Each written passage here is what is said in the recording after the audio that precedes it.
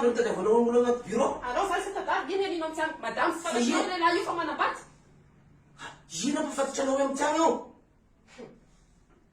Tsy mety le zaratanao zao. Ary ako nareo tsy tabataba sao de lazay olo ady boky eo zao. Sampiako malagasy zao fa nareo de tsy tokony mifankatia.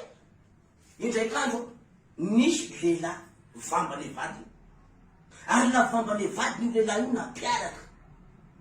Nifona le rangahy satria nasary efa disoany. Nifona le rangahy. Na tsiaro, na lahelo, no ny ratrapona azo ny vadiny. Ary nanolo tena izy fa hoe tena hoe diso be izy. Nandoalika le rangahy tamin'ny vadiny hoe vady malalako. Sanatry eo. Voalohany sady farany ity. Nefa nizingiziny le ramatoa. Amizao zareo misaraka.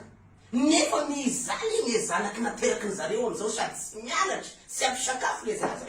Izy ary me diso. Le rangahy nifona nasiary gn'adisoany tamin'ny vadiny ve.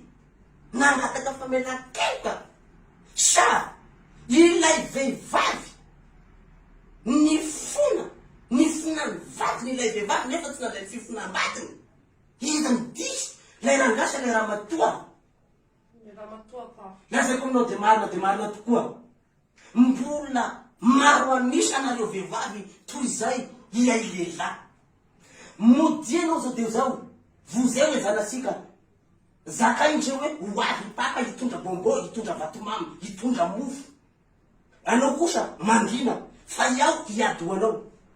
Lazaiko aminareo marina de marina tokoa fa tsy sitrako zao zavatra misy zao a. Ary tena mampalahelo anao. Mifankatiava nareo. Ako ikavako nareo io. Ah, vato, Claudia,